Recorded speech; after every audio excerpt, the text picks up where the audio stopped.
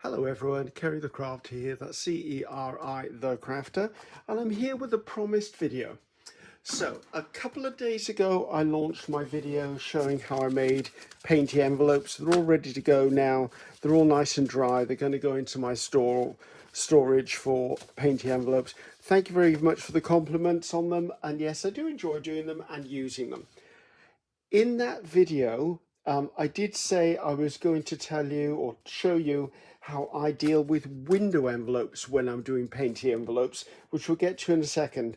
But there was one comment in the video that I've just released on my painty papers, which is generating a third video now from this. It's almost a series, really, isn't it?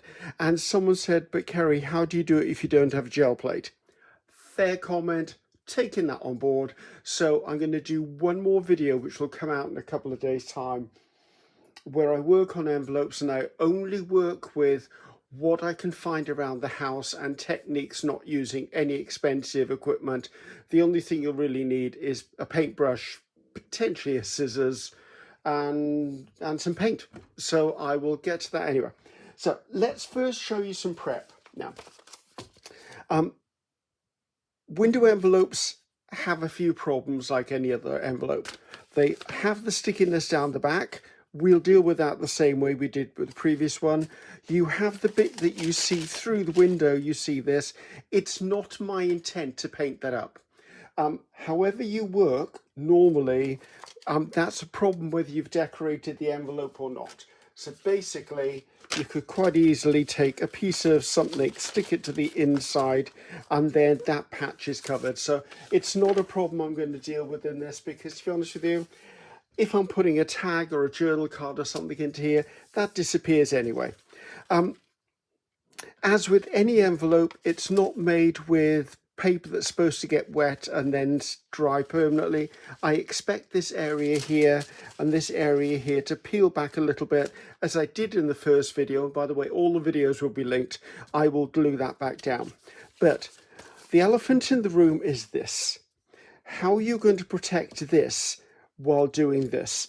And I don't want it to be such a long-winded thing that I've got to suddenly try and line things up so I don't go over this or I don't get a fingerprint on it. So I mask it off. Now, you can buy low-tack masking tape. I don't use this for this project, but I want to let you know that if you've got some of this, you could use it. I sometimes use that for my watercolours, but what I do is what most of us got on hand. We've always got washi tape, and goodness knows there's probably more washi tape than we need, and there's always that a roll that comes in a kit that you don't really like. So that's what we're going to use. So I'm using pink so you can see everything I'm doing. Also, when I'm filming, when I'm editing, I'm going to try and zoom in as close as I can to here so you can see every single step I'm doing. So you will have noted I cut a straight edge. It helps. I mean, it would help if it was absolutely really straight, but you know what? I'm going to live with it. I take my washi and I'm going to put my washi so that the top edge is at the top edge of the window. I do need to cut that straight. It's going to do me in a little bit. Hopefully that's a bit straighter than it was. Probably not. Now I'm finding it a bit difficult because obviously you guys are where my face would normally be. I'm going to put this along, trying to line it up with the top edge. Then I come in with a ruler. I'm using a metal ruler, and I'm going to line it up with the edge of the window, and I'm going to tear the washi off. Okay, I'm then going to turn my envelope around, and I'm going to do exactly the same thing to the bottom edge of the window. I don't mind if the washi is creased. I don't mind whether there's wrinkles in it, because basically the washi is going to come off eventually anyway. So I've now got top and bottom, and I'm going to put one piece right across the middle. So I've got a triple layer of washi there. If you've got a wider washi, you could potentially have done that in one go. Washi goes to one side, can be used for something in the future. Pink, not my favourite colour, but you know what? It might be used in the future. Now, washi by nature wants to come up. So give it a bit of a push down with your fingers. And as you're working with the paints and everything, always be aware that this could peel off. So if I was doing this onto the gel plate and putting the whole thing on, if I press down and lift it up, it could potentially peel this off. Just be aware of those things and you won't fall foul of it. You'll also find, because of the square edges of the washi, you've got rounded edges to your windows. I just literally use my thumbnail and I just push that washi back in ever so slightly. I'm not trying to make it perfect, but as you can see, I've got not squared corners there. Now, once the thing is fully painted up, you may not notice it anyway.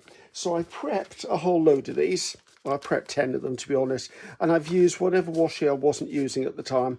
So the first thing I need to do is I need to deal with getting rid of the glue on the back. Now, in the first video you watched me do, I was a complete and utter fool, because what didn't I do? I used this, my cookie sheets, to do all of my painty stamping on and everything, and then washed it all off afterwards. However, it was only after the fact I remembered my friend Darcy has a drop sheet.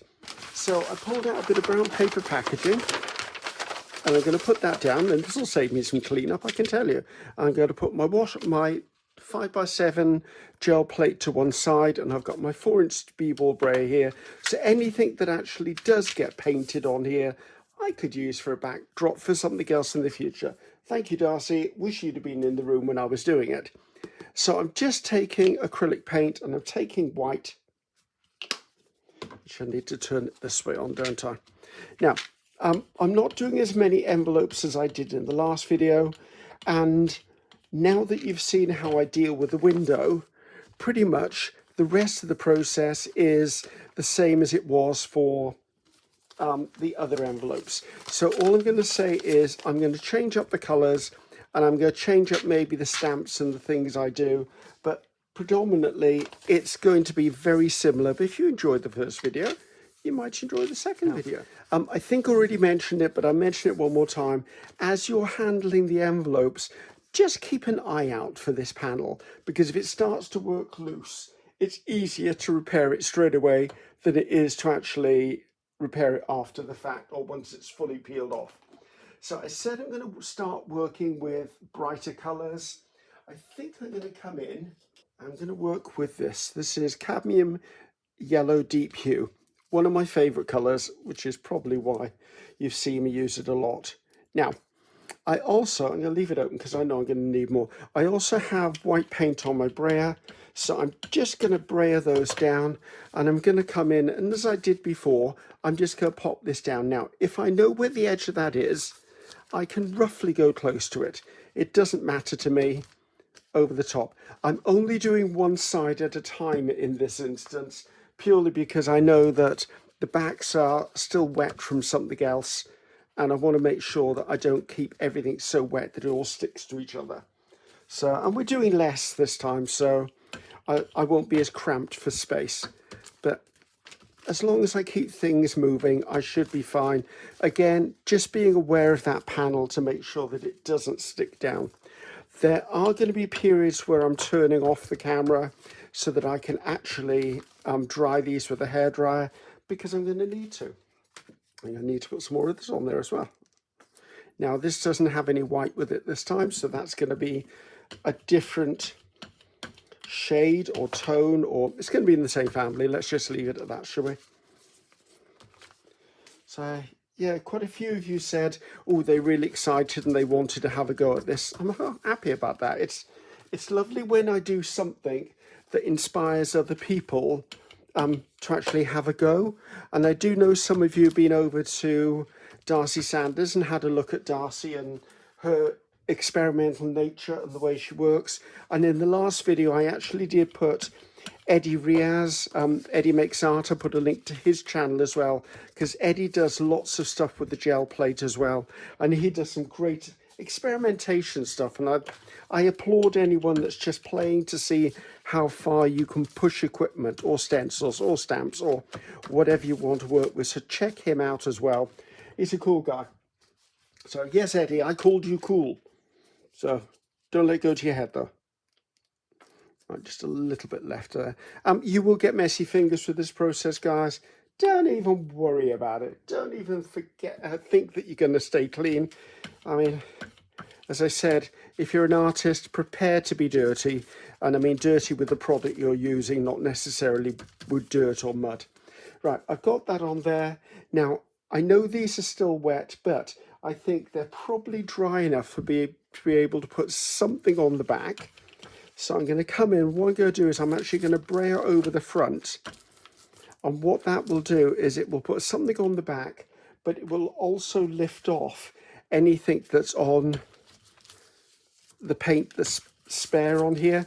I'm just looking to get pieces on here. I don't want this to be absolutely all bells and whistles. So as you can see, I'm braying onto the plate and then I'm braying over the front. And what this will do, as I said, it'll lift up little hints of.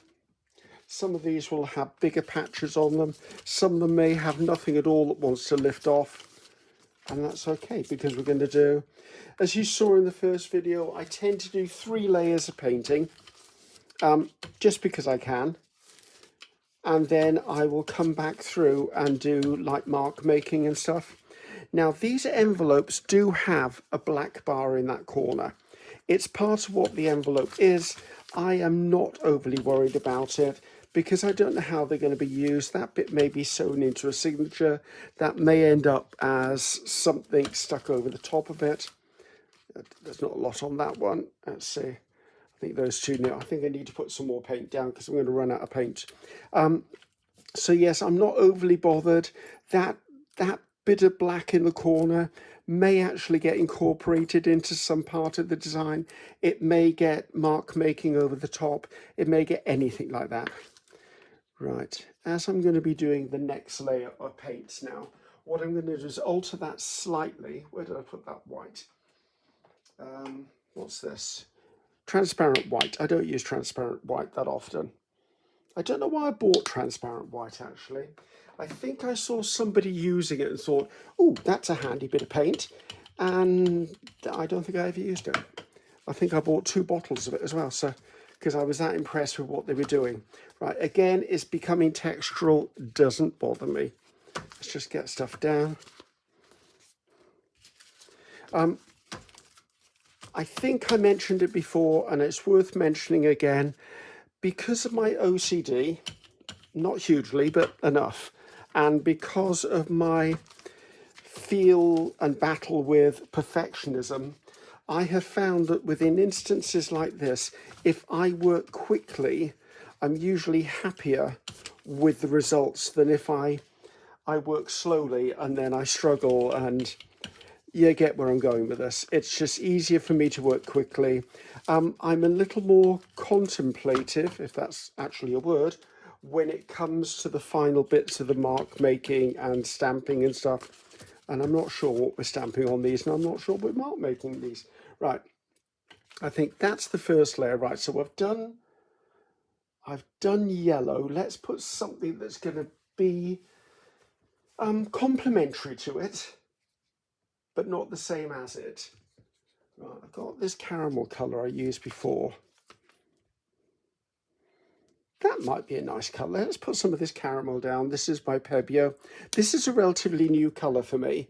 I'm still kind of getting to grips with this colour. I'm not 100% certain I like it yet. It's a nice colour.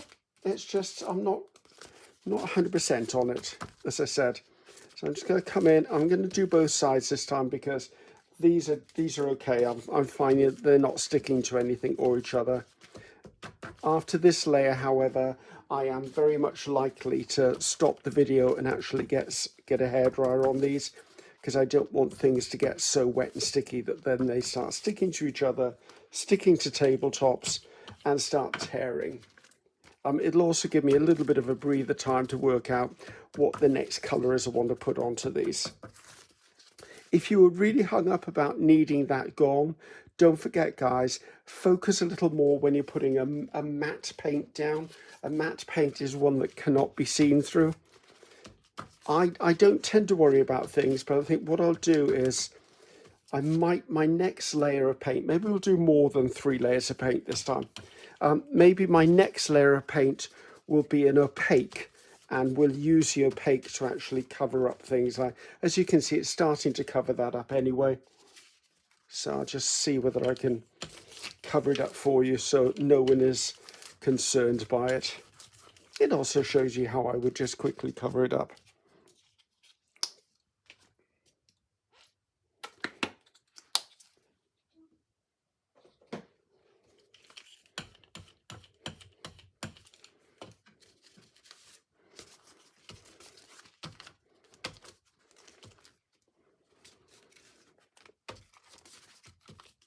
Now, I am being conscious that I've got that panel there, and I am being conscious that I don't want something to pull it off.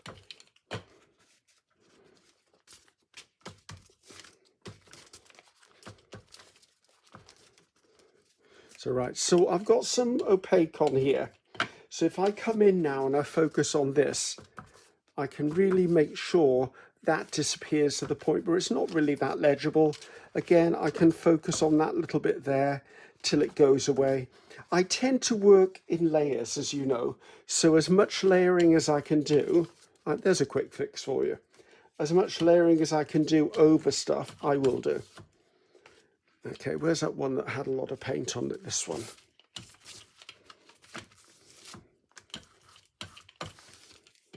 So, right, I'm going to stop the video for probably about 2 minutes. So they're relatively dry. I just put a hairdryer over them, and it was just a travel hairdryer, the one I always use. Now, if you want to cover up things like this, I would say do it in the earlier stages of painting rather than later, because what will happen is however we cover these up, we'll then get layers of other pattern and visual texture over the top, and it won't make it so dominant. If you wait till you finish it all and then cover it up, you're going to have these patches that just feel not part of the whole thing. So I'm going to pull in an opaque. This is plum purple. Give it a bit of a shake. I'll pop that down there. Now I've pulled out a couple of colours because I'm going to mix and match, and I'm going to take a makeup sponge, just cheap as chips makeup sponge. You could even use a sponge that you use for washing your hands or maybe doing the dishes and cut a square. I'm just going to take a piece out of this, and I'm going to do a bit of a cover-up job, just masking it off. I'm not concerned it's hugely covered, but it'll make more sense if there's marks in more than one area. And then as far as the back goes, it's a bit more area to cover, but still I can work on it. And then what I would do is, as I'm doing it there, I do a bit in a few other places as well, which just makes it look as if it's not trying to cover up something. So I'm just going to work through and do that. A sponge means you're not going to have a huge layer of paint on there, but as you can see, you can not see the stuff on the front. That little line maybe, and the stuff on the back is almost invisible. So I'm just going to whip my way through these. You could have done it in the very beginning with just white paint, but as I'm going to add colour onto these envelopes, it didn't bother me that it was actually not done in the beginning. I could have just done the whole envelope in white gesso if I really needed to, but that wasn't where I was at. That's not what I normally do, and I try to keep things as real as possible for you guys, so what you see me doing is actually what I normally do. I don't mind out to see the honeycomb of the envelope. I'm not intending on covering that up on purpose. It just happens to be what it is. Right, let me put this one by, and then I'll get all of those done and get back to you. So those are all done and dry. As you can see, you can pretty much cover up anything. I could have done it, as I said, with white in the first place, but you know what? I quite like the fact they've added another colour. Someone is going to ask me, why didn't I do it on the gel plate? Because the sponge gave me another visual shape other than just the gel plate. So another opportunity to put on here things that are of a different shape and a different slight texture.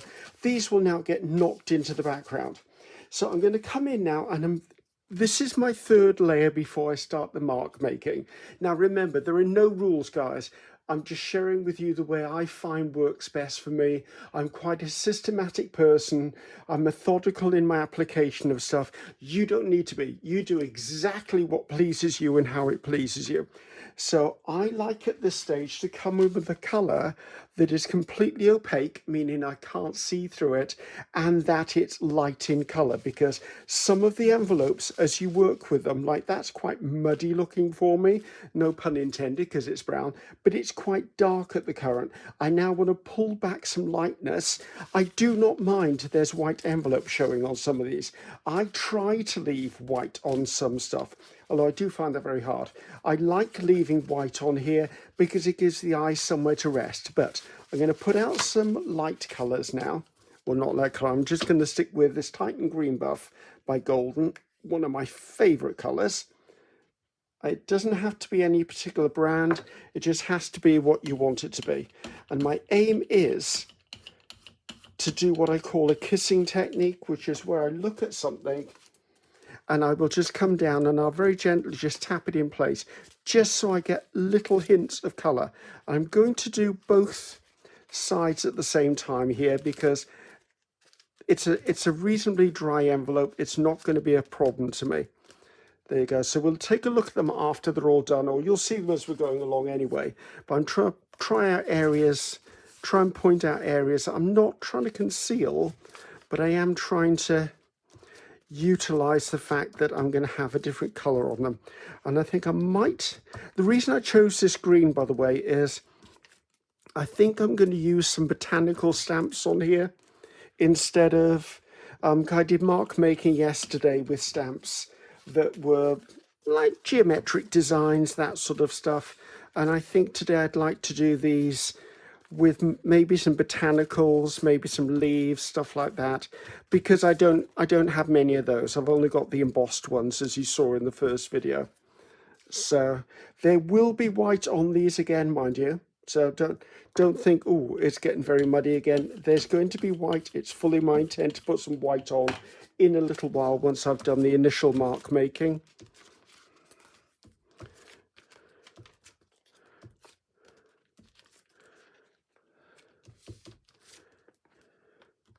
Yeah, I can't really tell you why I'm doing what I'm doing, guys. It is just purely part of my process. I go by my gut, my instincts. And I would say at this point in my life, I go by the knowledge I've accrued of years of being creative. Some people struggle with visualizing stuff. I know I've got a friend who has always sworn she can't visualize stuff. I disagree with her, but that's just, we're not going to go into an argument over that. But she struggles with trying to visualize what the end thing is going to be. And my argument is, you need to know what the end is going to be. I know the end for me is actually making envelopes that are going to be arty and painty. Do I need them to be any specific format? No, I'm just trying to create an envelope that's something I like to look at, that will give me joy if I use it. So I need a little bit more of this on here. That's probably going to be enough for the last two envelopes. So for me, it's all about doing something that pleases me. And I'm quite blessed with the fact that what I do tends to please you as well, which is lovely that you're on the same journey as I am. Well, it's 3, not 2. We may have to go back to more paint. But you've heard me say it 1,000 times, and you've heard me say that phrase 1,000 times too. Trust the process, guys. Trust the process, trust the process, trust the process. It won't let you down, because worst case scenario, you're going to end up with something you don't like today. So if you don't like it today, put it by. Pull it out in a week or a month's time. If you really, really hate it, put another layer of white over the top and try and build up new layers on it. Or cut it up and use it as stuff collage. I mean, there's going to be some use for it somewhere along the way, but it's so important that we give ourselves permission to play, permission to get it wrong, permission to make something that we go, well, no one's ever going to see that because that's just really ugly. You know what? Sometimes you've got to go through ugly to get to beautiful. In fact, most of the time my stuff does go through ugly to get to beautiful. I think I'm done with that actually. Right, let's put this by. Now we're going to come into now starting to do some form of mark making on these things. So I want to start with something that's going to give me, how do I say it? Cover an expansive area in a pattern, but not be a majorly contrasting thing. That sounded really difficult to say, didn't it? So I'm just going to leap over to my drawer. Right, I've got some of this plastic mesh. I picked it up in my craft store years ago. Apparently they still sell it in shapes, because back in like the 70s, 80s, you used to be able to buy this and then you weave wool through it and you could make dimensional things with it. I kind of remember that, but I kind of don't remember that. So I'm going to come in now. I want to put something onto these that's going to make sense. Now, a lot of these have got yellow in them. In fact, all of them got yellow. The complementary to yellow is purple. So let's see if I can find something. How flat is this burgundy? Oh, and it's a metallic, I believe. Right, let's go with this for some of these. So I'm just going to squirt this out, put it to one side because I may need to reload this.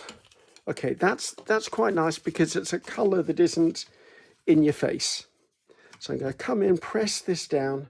Now I do try to line things up when it comes to grids because it just helps me deal with it. See what I mean? Just by putting something like that on there has given it a layer of interest. And I'm going to come in and do the whole back in one go probably because there's stuff on here. And it's not a huge layer of paint, but there is something on there now. So let's do that again. And what I'll do is I will keep moderating the paint on here, maybe with other colours. And go straight across my panel that I've covered up, so the window, so it will work its way through and be seen on the other side. This feels like I'm running out of paint. I probably am. But again, that's just subtle. Now, because of what's going on there, have I got one that's, yeah, maybe this one. I'm going to come in, I'm actually going to touch that down lightly to pick up bits of the paint that are already down there.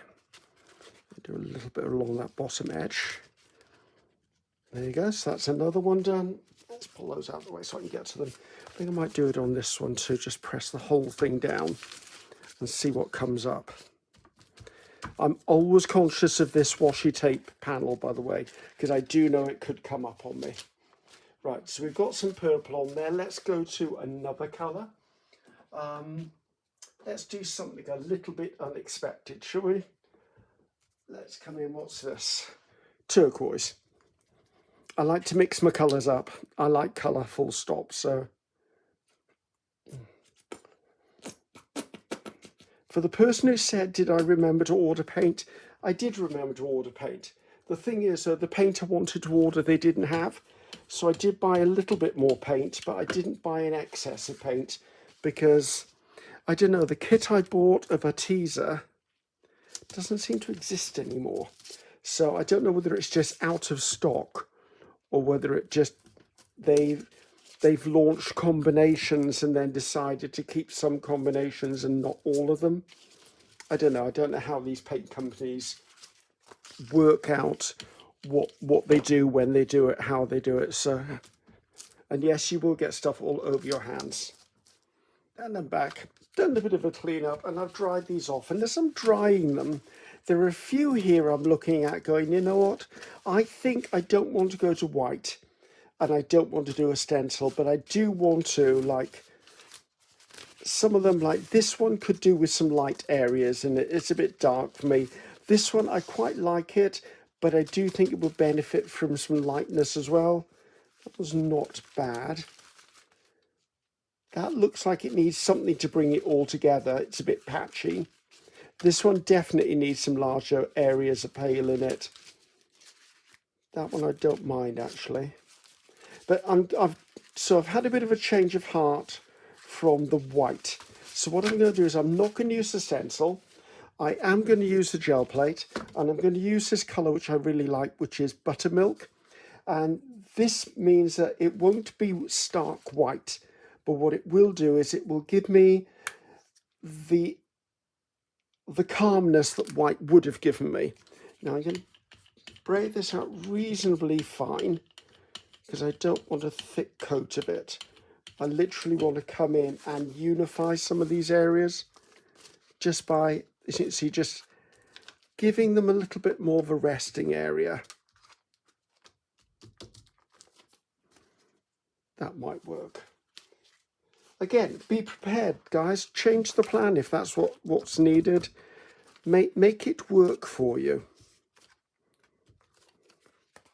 See, I quite like the fact that there's somewhere where the eye can rest, because I was finding them a little bit too busy.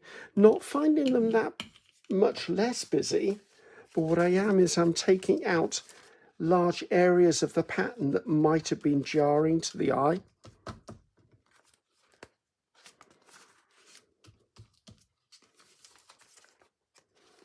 And then what I can do is, if I really want to put white in, I can use white as a textural pattern in them. I'm going to need a little bit more on there. This is an opaque paint, I believe, but sometimes if you roll an opaque out thin enough, it becomes a semi-transparent.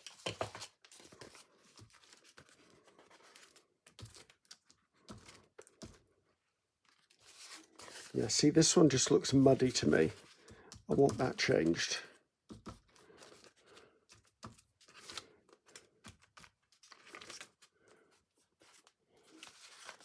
This one not too bad, actually. I don't like the back, though.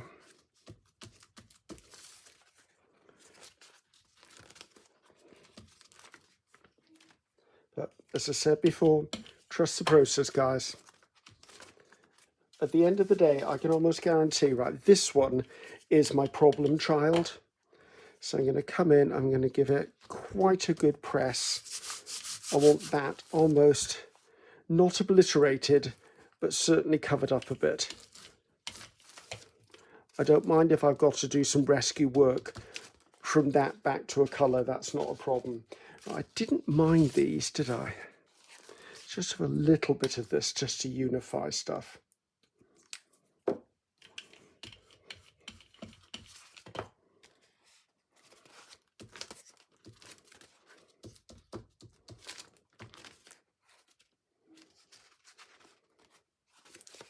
Some of the greens sort of looked a little bit dirty to me on these.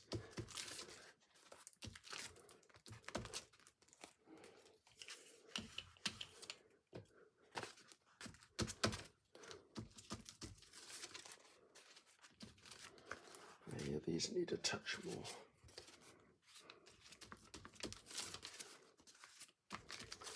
Right, I think that's going to give me what I want. Let's just spread that on there. It can go on to the next layer.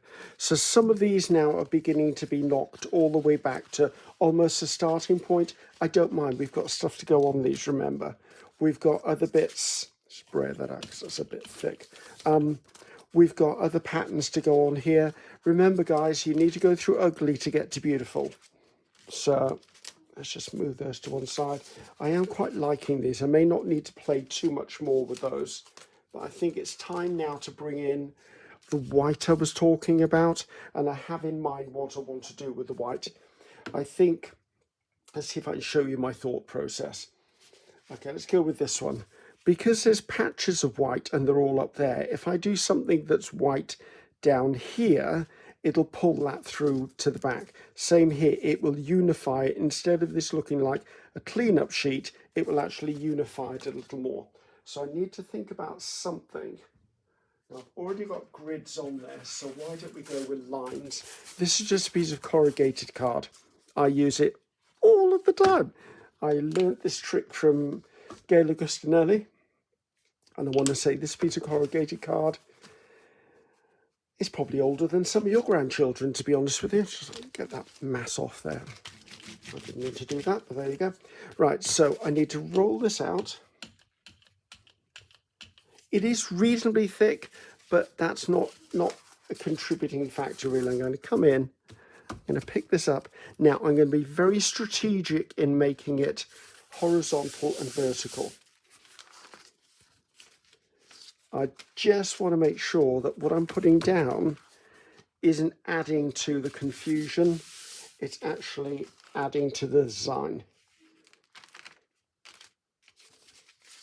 I like that, that's better. Right. This is one of the ones that got hugely obliterated because I wasn't happy with it. Let's go this way on this one. Apparently you can buy in some craft stores plastic corrugated cardboard. That seems like a contradiction in words, but you know what I mean. A plastic version of corrugated cardboard is what I'm saying. I've never seen it in my shops, but apparently you can buy it. So if you didn't want to just keep using cardboard all the time, you could come in and use that if you were able to find it. I'm not able to find it. I've got one thing I am able to find, however, is a whole sledge load of corrugated cardboard, so I'm not worrying. See, that's now unifying the top and the bottom of stuff. Do I need more? I do need more of that. And I think I'm going to do that with all of these. I wasn't going to initially, but I quite like where this is going now. Now I'm going to hold this edge up slightly and only press in one area, and that will give me a variation of that. And I might do a little bit along the top because the top's looking a little sparse. I think we're not far off, guys. I think all I want to do is the black stamping on them, and I think we'll be good to go. Unfortunately, it does mean we're going to have another period of drying stuff before I can finish them off, because I don't want to stamp onto wet.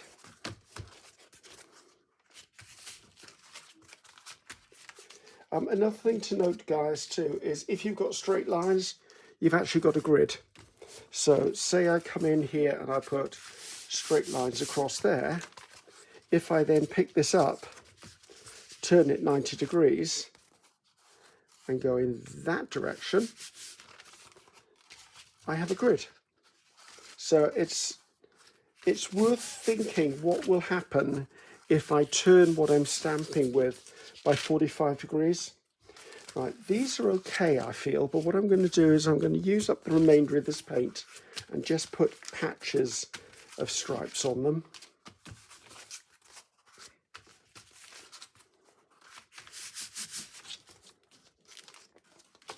And I've got a little bit more paint on there. As you can see, I really enjoy doing these. I mean, I think they're great fun. They do come together beautifully. They're an interesting, unique item you can put into a journal. You can just send out, like, say you were doing a swap with someone, like, what I'm trying to say, like a postcard swap or an ATC artist trading card swap, something like that, and you wanted to include a little thank you note, or you wanted to put some maybe scraps of paper or bits of tissue or something in. These make great little envelopes because they're talking points. There's something that no one else will have because it's a unique item.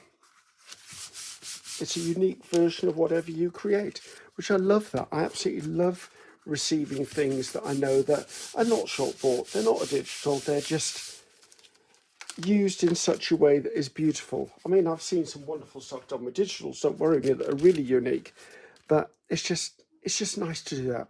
Right, I need to clean the decks, dry down, and then we go on to some stamping. As I said, I'm going to do botanicals, I think, and I think the botanicals are going to be done just in black because that would really add the drama to all of these. And we're done. And they're as dry as they're going to be at this point in time. Let's move that over a bit. Right, I pulled out a whole load of stamps. There's different designers. They're all from PM Artist Studio. Let's see if I can remember what they are. That's Wallflowers by Darcy Sanders. That's Daisies by Darcy Sanders. I think that's by Sophia. I think that's her name, and I can't remember what that is. Or is that a sketchy flower by... That might be a sketchy flower by Darcy. I don't know. That's Mushrooms by Arty Studio. Oh, Lord, I'm so bad at these. Maybe that one's the one by Sapphire. And I think these are either by... I think they're Rhonda. Maybe. Anyway, there's going to be a link in the description box to Arty Studio. Click on foam stamps and just scroll through. There's some amazing stamps there. Some are mine, some are not mine, some are other people's, and they're equally as amazing as each other and Arty Studio, and I love them and I use them a lot. Now, I'm going to stamp black, and what I'm going to do is I'm going to stamp only the front, and then when that's dry, I'm going to stamp the back. Okay, just because if I start turning stuff over, I could get into trouble. I'm going to use Mars Black, which is the one I normally use, because it dries really quickly. I am going to use it frequently. I'm going to refill this frequently. And over to one side, I've got a cat litter tray with some water in, so that when I finish working with my foam stamps, I can just drop them face down in that so that the acrylic paint doesn't dry on my stamps, because I don't want it to be.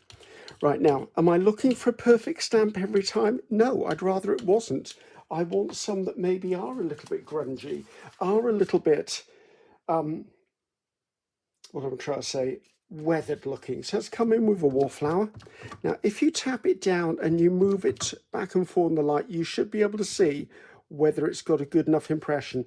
I always give a gentle press in the middle and around the edges, and I get what I'm looking for. Let's do another one down there.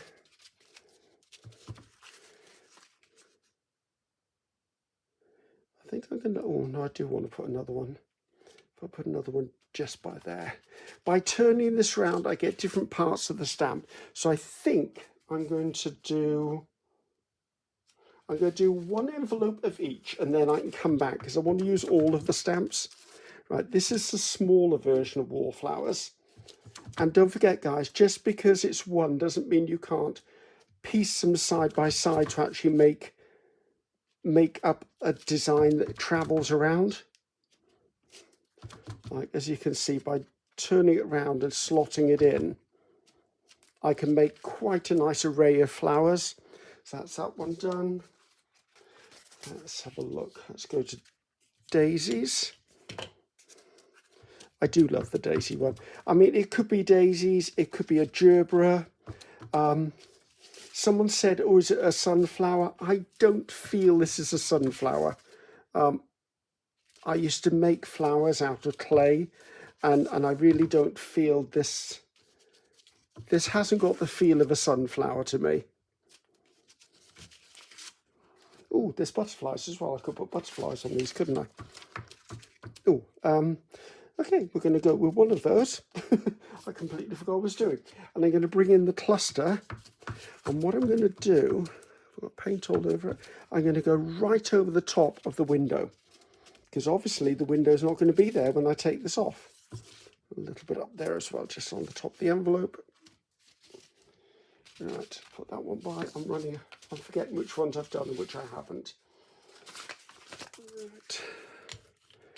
This one, let's pull in this. I think this is Sketchy Flowers by Darcy Sanders. I'm almost certain it is. Darcy, feel free to remind me in the description, in the comments, will you? Because I know I'm terrible at this sort of stuff. Right, I want this to be quite juicy, this one, because it's a solid. I don't think I've got enough paint there for that. If you've got a solid stamp, and I mean the image is solid, make sure you've got enough paint on there for it to print solid. So what I mean is I want an even coating all over there. I mean, it may not be a perfect finish, but I'm going to do the best I can to make it one. That's fine with me. And then I'm going to come in and I'm going to lift this one up slightly. I'm not trying to break it, be really careful. I'm just easing it away so it doesn't touch down. And I'm going to come in here and another one there. Oh, it didn't do very well there. So, and I think that's all that's going to be on that one. Right. I'm sure this is Sophia. This looks like a chrysanthemum to me.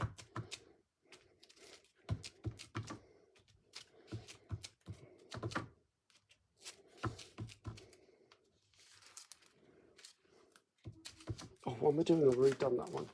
Right, leaves. I'm sure these are rhododendron.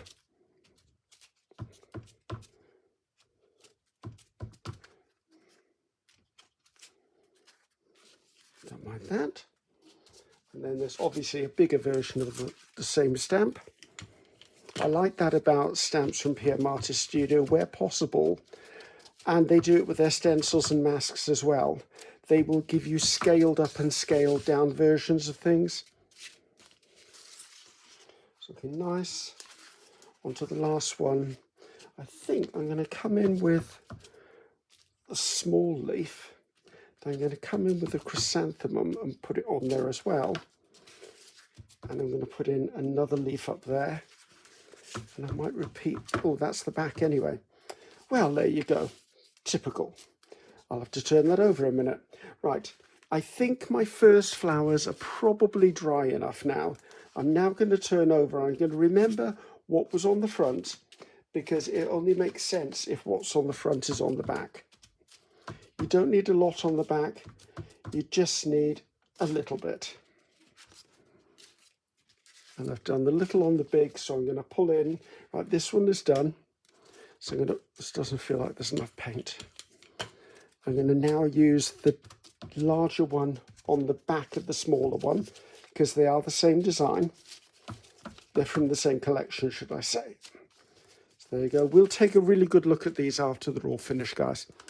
Right, this was Daisy. Where's Daisy gone? Come here, Daisy. I'm hoping I'm in shot for all of this. I seem to be working quite quickly and throwing things around here. I like to stamp off because it gives interest.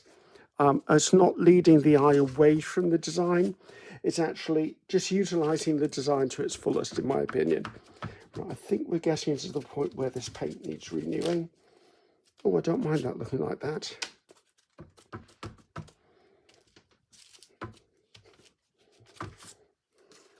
Right, that's enough of the daisies.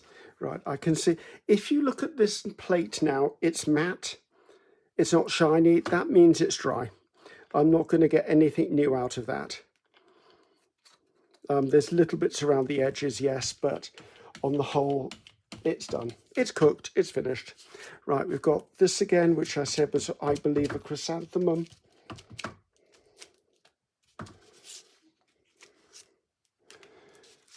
Did I use chrysanthemum or something else? I did.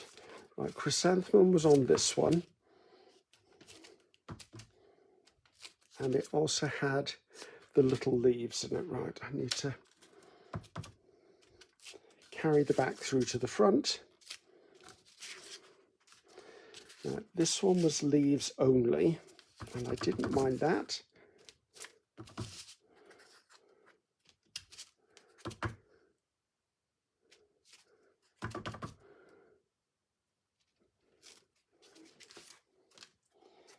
Right, this was the mushroom one. Now you would have leaves with mushrooms, so let's just put some more leaves in here.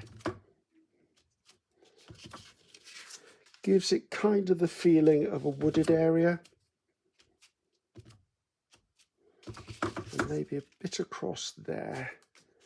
That gives it a place to rest on.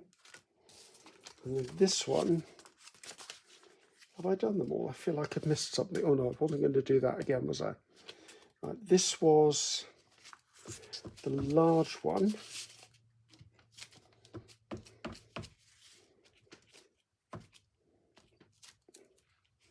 I'm wondering whether I just want to put a bit of this in there as well.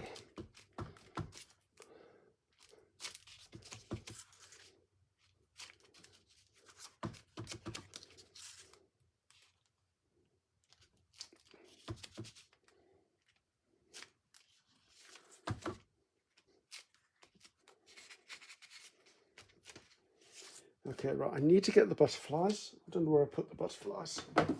Now, PM Artist Studio does have 2 types of butterflies and 1 dragonfly, so I'm going to put these on there as well. But I'm not sure whether I want to put them on in black. I'm feeling these might be becoming... I suppose black would make sense. Let's just stay with black. Just, I have to be a bit careful about how much butterfly I put and where. This feels like it's drying out again.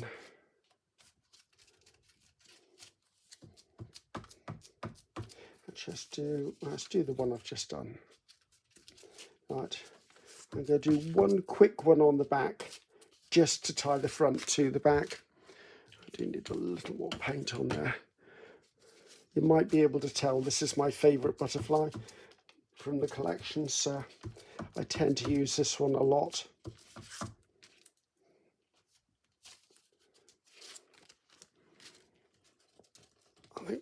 Oh, come here, you. I just need a little more paint. And then we finished. Oh, no, we haven't. We need to take the window panels off. And there's a couple of little techniques I want to share with you about that. So I need to be aware that I tell you. Let's grab another butterfly, because otherwise everything's going to be the same butterfly. Oh, and actually the smaller one's perfect for this anyway.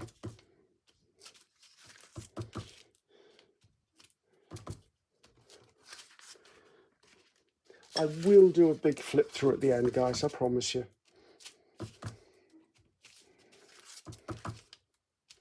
There's no flowers on the back of this one. Oh, there's going to have to be a couple of butterflies then, because all of the flower stamps are now in the water.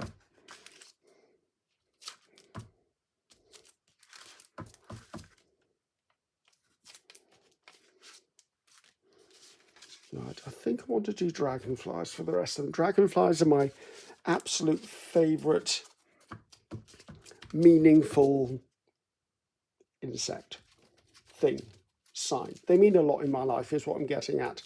So I'm just going to put them as a featured item. You could press these down with a stamp block, an acrylic block, by the way. I just tend to be lazy and just use my hand.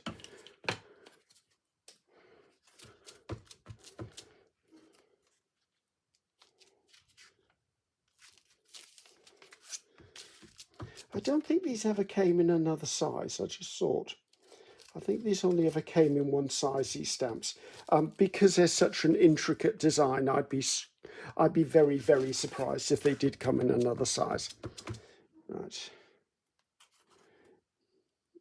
Oh. Struggling a bit. I don't know whether that's going to make sense, but if I put the bit of one down there as well, it'll make up for the fact. Oh, I forgot to do the back of this one as well. I thought things went a little quicker. Right, last one, guys.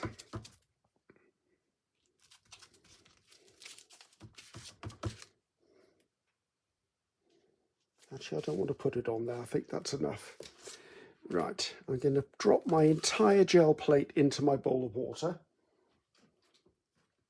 So they're all dry, but before we have a flip through, because I've already peeled the label off some of them, I just want to show you what to look for on this. Now, before I do anything else, let's just make sure you fully understand.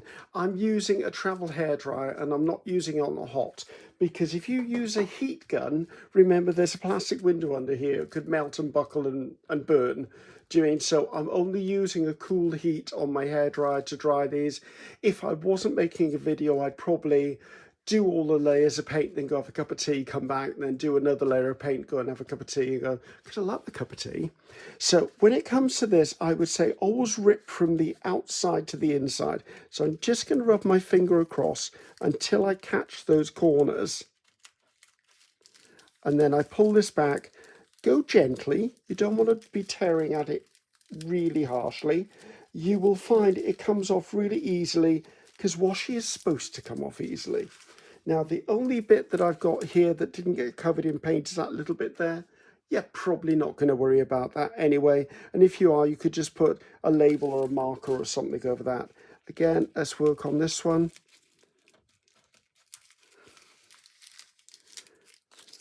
And remember, I do these with washi tape. I've done it once with low tack masking tape. I found the washi tape by far the better option. And you know what? I've got so much spare washi tape, whereas low tack tape actually costs money. Let's just take this last one off here. If you do find the washi doesn't want to release, because I don't know what envelopes or what washi you're going to be using, remember you can always put a warm hairdryer over the washi tape for a few seconds and you'll find it will release. So let's have a little look. So let's fold the tops down so I know what they look like. So there you go. I think that's lovely. I mean, part of the way through, they probably looked, oh, they're really, really busy. But you know, that's a lovely little piece of an envelope. And the fact that it's a window envelope means I can put anything into this panel. I like this one. I like those colours together. So I'm going to go and have lunch. And I like the way that you stamp and then take the window out and you still have the pattern around it. I'm going to go and have lunch and then I'm going to come back and I'm going to film that video for the person who wanted to see them done without stamps, without a brayer, without a gel plate. So we'll still be using mark making tools. We'll just be using probably more things you'd find in packaging or stuff you find around the house. I like that there. This is a nice colour combination. I like that.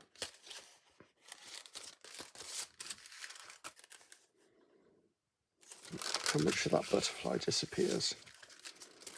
Okay, that's fine. It makes sense as a butterfly, part of a butterfly wing.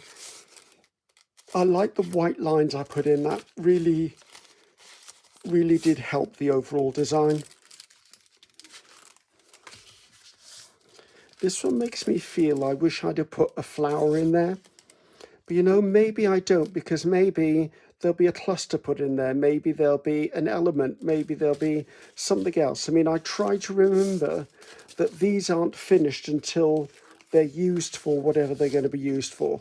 So they may go into another envelope with something in them. They may be sewing into a journal. They may be something as a gift to someone as a thank you. So someone on Etsy may sell their ephemera pieces in this sort of stuff.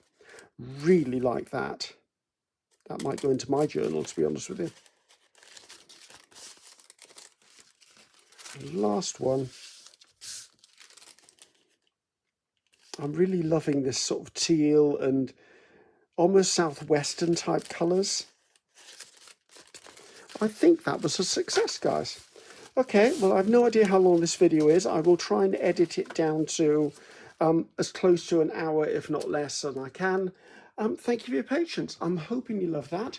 And all the links to the previous videos will be in this video. And when I release the next video, which is the one where I'm doing it without equipment, that will also appear in here. But currently it'll say coming soon. But just check back, it'll be there. So guess what, guys? I'm Ceri the Crafter. That's Ceri the Crafter. Until next time, goodbye now.